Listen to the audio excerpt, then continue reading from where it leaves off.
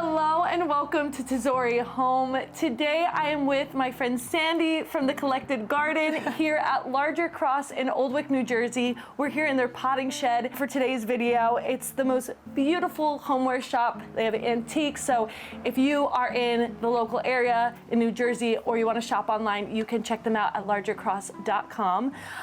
But today with Sandy, we are going to be creating a Petit Potager garden. Correct. Yes. I love this because regardless of the space that you have to garden, or if you do enjoy gardening or growing or you don't, it's an opportunity to have that available to you, and it takes up no space whatsoever. Mm-hmm. It's a fun hostess gift to bring. You know, everybody brings a bottle of wine or the traditional things, but this is a nice little thing to sort of whip up, and you know, when you leave, they've got something they can use for the next good stretch of time. Before we get started, if you are enjoying the videos that we're putting out here at Tesori Home and you want to see more of that, there are 3 ways you can support us in bringing these videos to you. One is by liking this video and subscribing to our channel.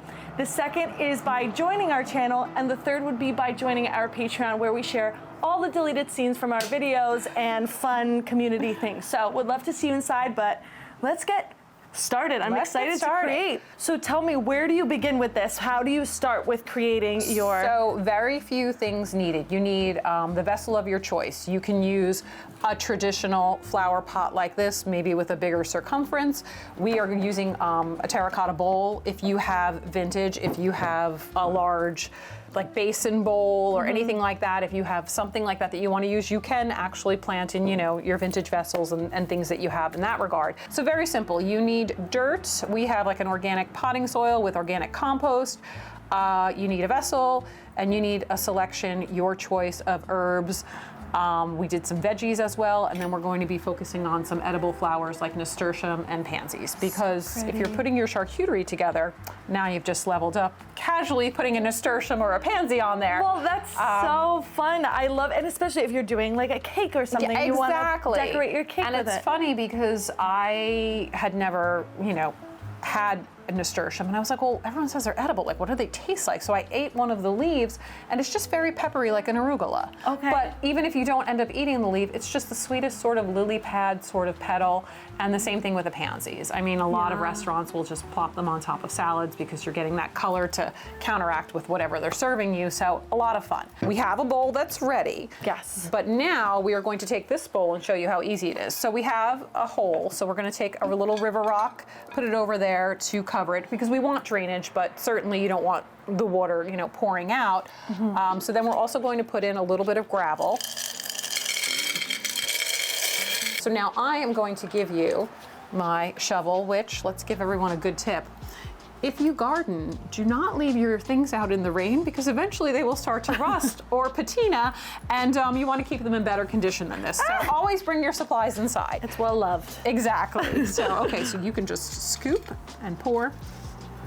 You tell me when to stop. Oh, keep going, because we're going to tamp it down and make sure that we don't have any air pockets in the soil. Okay, so now what we are going to do is take this bowl, and then instead of pressing that way, I kind of like to shimmy it and tap it. So we're tapping it to make sure that the soil is kind of compressing down and we're not leaving air pockets where water is going to sort of, you know, maybe leave the opportunity for the roots to get damaged. So we just wanted it, we don't want to press it so compact, but now we know that we've limited any chance for, you know, big air pockets. Okay, perfect. Okay, so now I'm going to start, I think, with the tallest thing. So when you get your plants, when they come in these packs, 2 ways of doing this. You can take, you know, usually like I usually use a butter knife, something wide and flat, and kind of pry it up.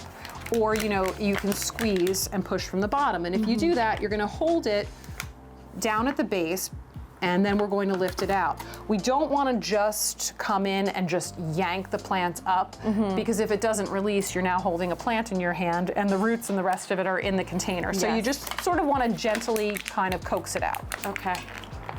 Then, because we are just doing some really touch the dirt kind of gardening today, just take your fingers and make a hole for it, press it down, kind of cover it up, tamp it up. What's so nice is sometimes you want to just have a garnish, and you don't necessarily have to go out to like the garden, say, and get like a whole bunch of everything. Exactly. So it's nice to have just something small that's like more accessible.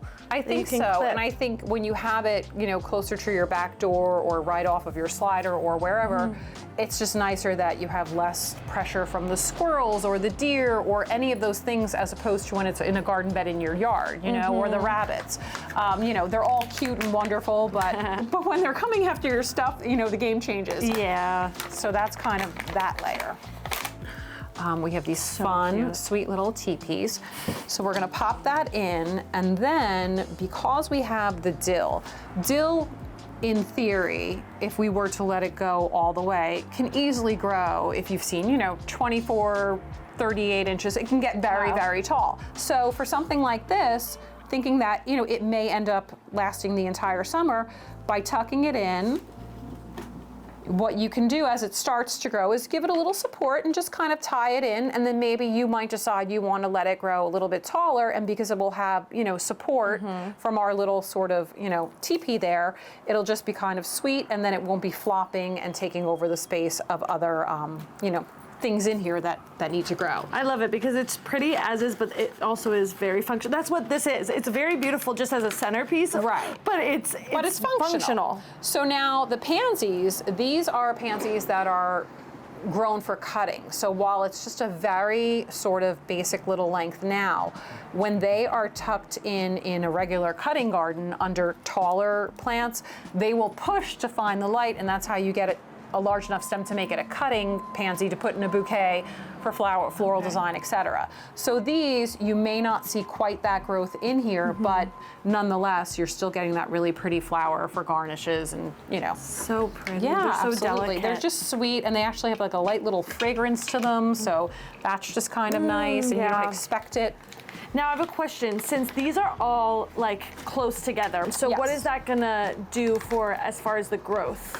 It's not really going to impact the growth because they're going to keep going. So each time, you're cutting back the basil's not really going to be pushing to the side. It's just going to keep sending shoots up off the top. Okay. So the lettuce, in theory, if you let it go in a regular garden, it might get this wide. But here, when you're constantly snipping, you've just made that lovely sandwich for Andrew, and you're like, Andrew, let me just grab some lettuce. Yes. Well, lo and behold, when Andrew's like, I can only eat my sandwich with fresh lettuce, you're gonna say, well, time to put something else in here because, be careful, Bridget, you're going to create, culinary demands.